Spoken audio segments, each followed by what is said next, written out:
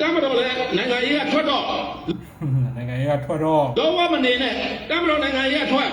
တရားဝမမြင်နေဘူးအရင်ကလည်းပြောတယ်အခုလည်းပြောတယ်နော်အမတ်စုနဲ့အကူလိုက်နဲ့အမတ်စုကိုပြေးလဲစေခြင်းနဲ့တ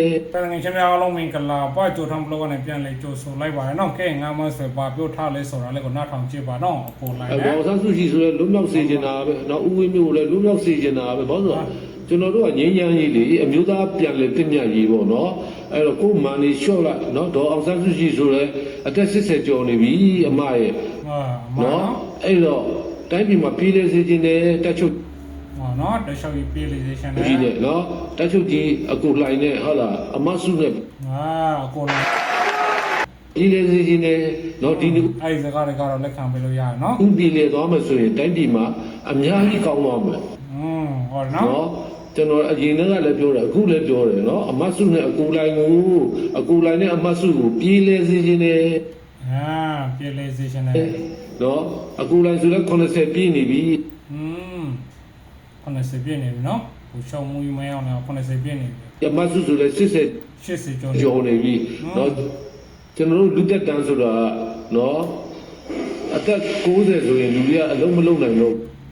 ဘော80 90ဆိုလောနိုင်တော့မှလည်းနော်အဲ့လူသက်တန်းကတိုးလာတာပဲရှိတာပဲနော်အသက်ရှင်တော်မှာအသက်90ဆိုရင်ဘာမှမလုပ်နိုင်တော့ဘူးအဲ့တော့အမတ်စုကလည်းနောက်လုံနိုင်ရင်လို့ရင်လည်း3-5နှစ်ပဲနော်အကူလိုက်လည်းနောက်10နှစ်15နှစ်အဲ့တော့အကူလိုက်နဲ့အမတ်စုလည်းပြီးလဲတင်းမြတ်လိုက်ကြပါဘာတွေဖြစ်နေကြလဲတော့ကျွန်တော်လည်းမသိဘူးဘာတွေဖြစ်နေကြလဲကိုကျွန်တော်လည်းမသိဘူးတဲ့ကဲဟုတ်ပြီနော်အဲ့ဒါဆိုလို့ရှိရင်တော့အဲ့လိုမျိုးဟိုးတုန်းကလိုမျိုးကောင်းသွားရင်တော့ကောင်းတာပေါ့နော်တော့ခုတည်းထိအမစုလည်းမလို့တော့ဘာဖြစ်နေကြလဲကျွန်တော်မသိကျွန်တော်ထောင်ထဲမှာနေပြီးစိတ်မကောင်းဘူးအခုမှထောင်ကလောလာပြီးမှပြောတာပေါ့နော်အခါကျအဲ့ဒါစဉ်းစားပြီးကျွန်တော်ငိုတယ်နော်အမစုလည်းထောင်ထဲမှာအခုငါလိုပဲနေရမယ်အခန်းချင်းလေးထဲမှာနော်အမစုလည်းလွတ်မြောက်စေခြင်းနဲ့အမစုလွတ်မြောက်လာပြီးတော့အမျိုးသားပြန်လည်တည်မြတ်ရေးတွေဖြစ်ပြီးတော့နော် PDF တွေလည်းအိမ်ပြန်နော်အဲ့လိုကျွန်တော်ဖြစ်စေခြင်းနဲ့နော်အဲ့လိုဖြစ်စေခြင်းနဲ့စိတ်ကောင်းကောင်းထားတဲ့လူကိုလည်းခင်ဗျားတို့ကထောင်ထဲထည့်တယ်နော်ခင်ဗျားတို့ထောင်ထဲထည့်ခြင်းနေကြလား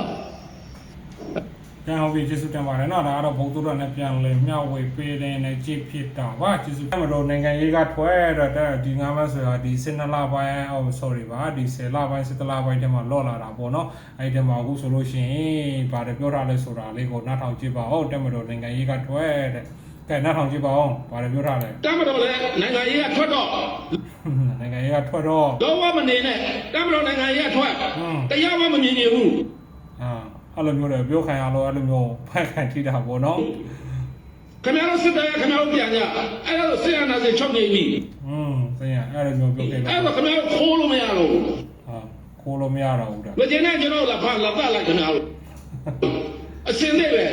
ပြည်တွင်းစစ်ကြီးကိုခင်ဗျားပြည်သူတွေရဲ့အသက်တွေနဲ့နိုင်ငံသားတွေအသက်တွေနဲ့နိုင်ငံသားတွေအိုးအိမ်တွေနဲ့ခင်ဗျားတို့အာဏာရဖို့ခင်ဗျားတို့ချမ်းသာဖို့ခင်ဗျားတို့နှစ်ဖက်စလုံးကချပြီးစသေးကားလားဟုတ်နော်ကြိုက်တဲ့လူထွက်လာကျွန်တော်ပြောတာကြိုက်တဲ့လူထွက်လာသိစိန်ခေါ်တဲ့နေဘောတော့ငါမင်းဆွေပါထွက်လာဘုံတော်မူကြီးပြောလိုက်ထွက်လာဘိုးချုပ်ဝင်မအောင်လိုက်ပါတေးပြောတာဗောနော်တိုင်းတိုင်းတိုင်းကောင်းတော့ထွက်လာငါမင်းဆွေပြောတော့ဖြည့်ရှင်းခဲ့တယ်ငါမင်းဆွေပြောတာဖြည့်ရှင်းအားလုံးဗောနော်အကြီးခဲ့တယ်ဗောဘိုးကြီးတို့ဘိုးချုပ်တို့အားလုံးကိုထွက်လာ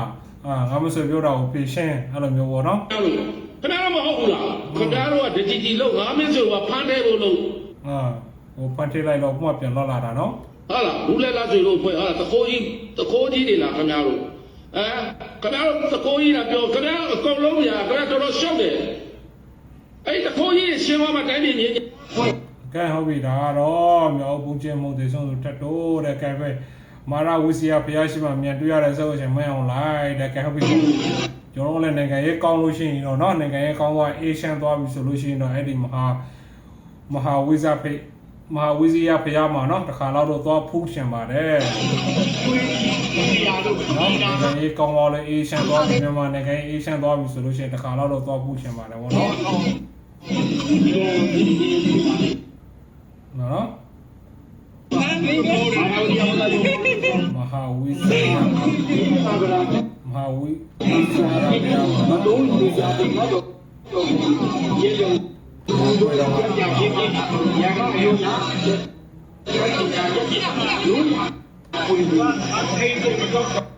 လာတော့နော်ဒီစင်သွားတဲ့အခါကျရင်လာတော့ပါတယ်လို့နော်အားတော့ဘုဒ္ဓဘာသာနဲ့ဘုဒ္ဓဘာသာနဲ့လိုက်ပြီးနားထောင်ကြတာပါကျေးဇူးတင်ပါတယ်